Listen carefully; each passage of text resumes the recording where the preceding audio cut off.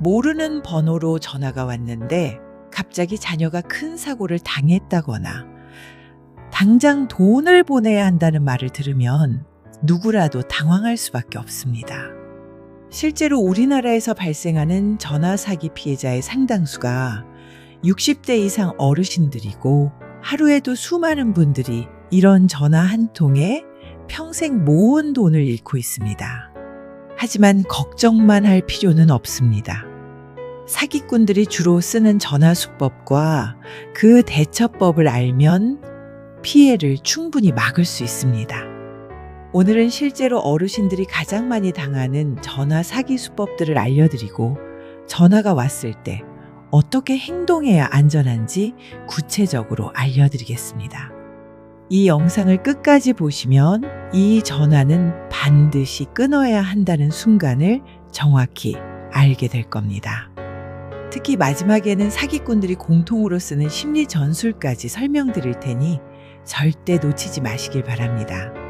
도움이 되신다면 구독과 좋아요 눌러주시고 주변 가족과 지인들에게 꼭 공유해 주세요.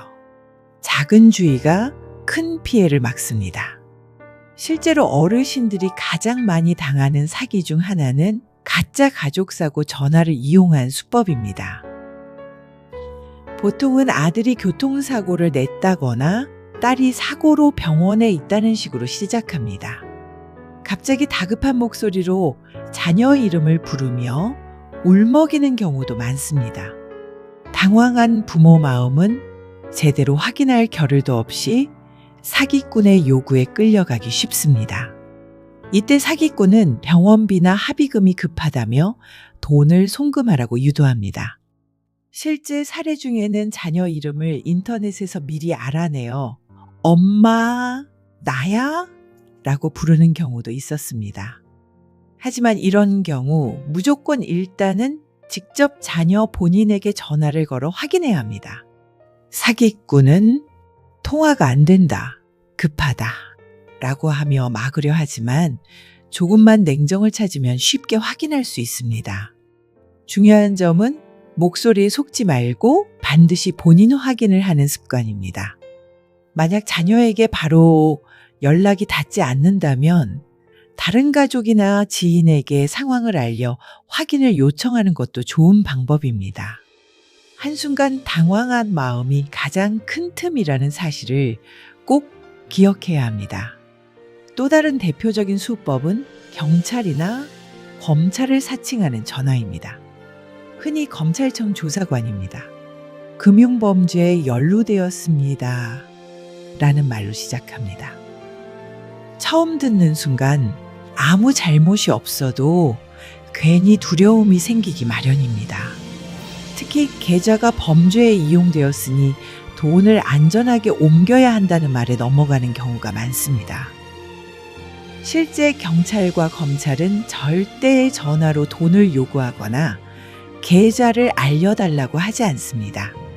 하지만 사기꾼들은 마치 공문서 같은 가짜 서류를 보내거나 전화를 다른 사람에게 연결해 신뢰감을 조성하기도 합니다.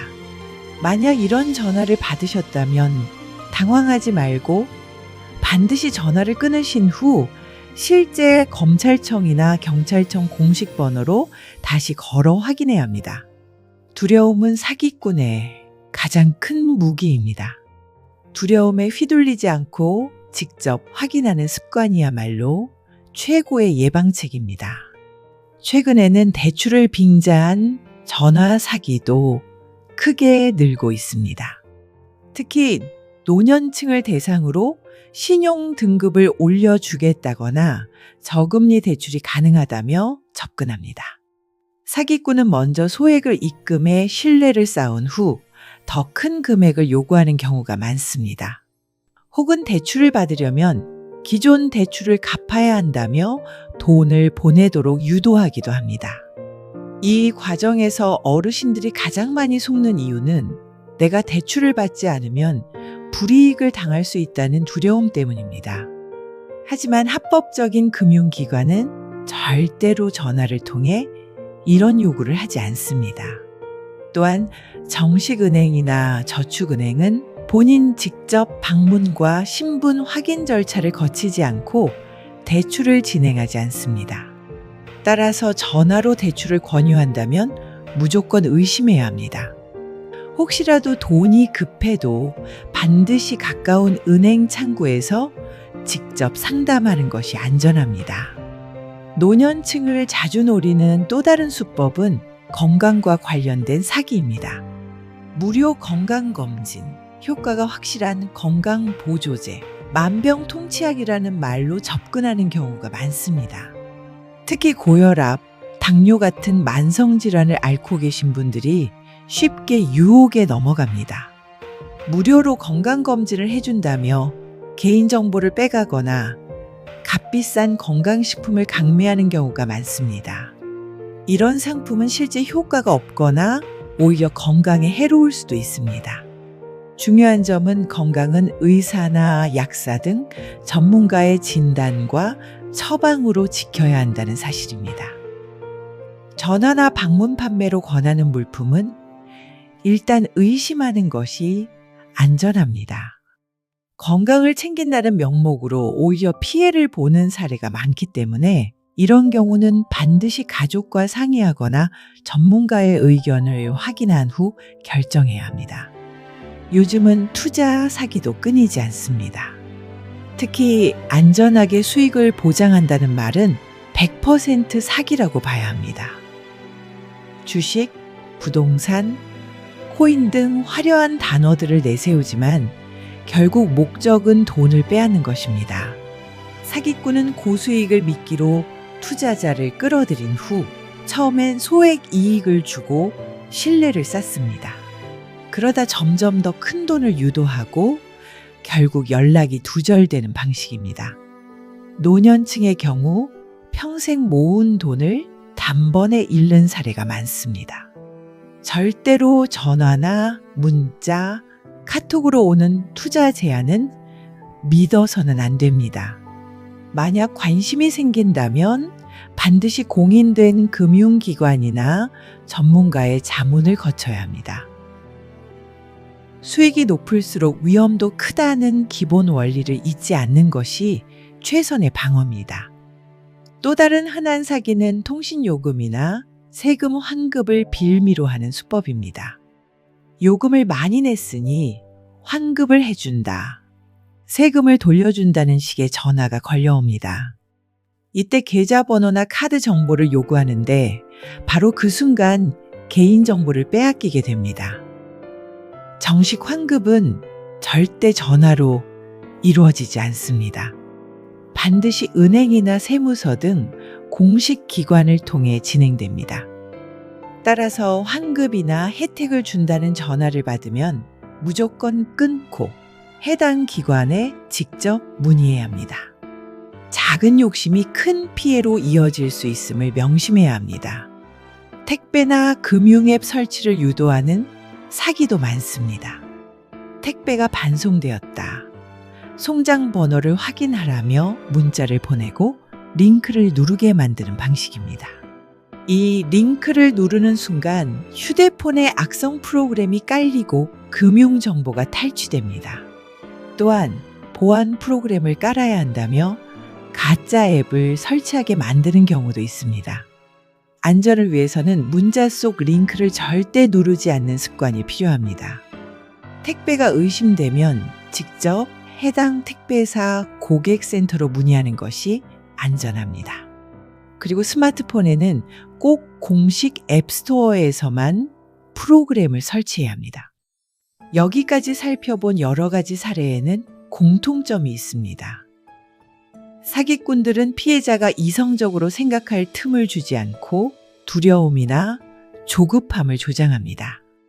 시간이 없다, 지금 바로 해야 한다, 비밀로 해야 한다는 말은 모두 사기꾼의 전형적인 전술입니다. 또 권위 있는 기관이나 가까운 가족을 사칭해 신뢰를 억지로 만들어냅니다. 이처럼 사람의 심리를 파고드는 것이 그들의 가장 큰 무기입니다.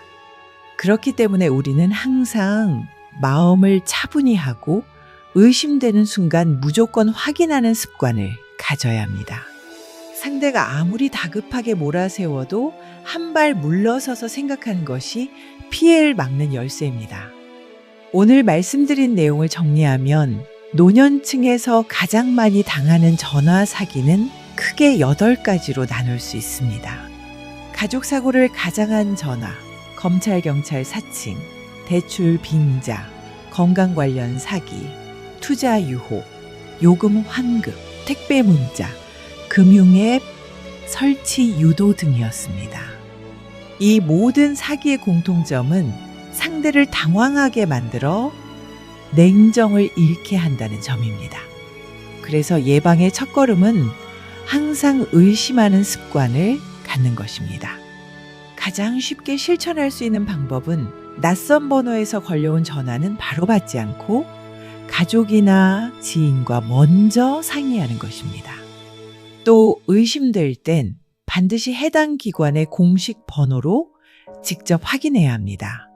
작은 습관이 큰 피해를 막습니다. 물론 처음에는 귀찮게 느껴질 수 있습니다. 하지만 한번 습관이 되면 그 어떤 사기꾼도 우리를 쉽게 속일 수 없습니다. 오늘 영상을 보신 후 꼭 주변 지인이나 가족에게도 알려주시길 바랍니다. 누군가의 경계심이 한 가정의 노후 자산을 지켜줄 수 있습니다. 그리고 이 영상이 도움이 되셨다면 구독과 좋아요를 눌러주시고 댓글로 경험이나 의견을 남겨주시면 더 많은 분들에게 경각심을 줄 수 있습니다. 여러분의 작은 행동이 우리 사회 전체를 지켜내는 힘이 됩니다. 감사합니다.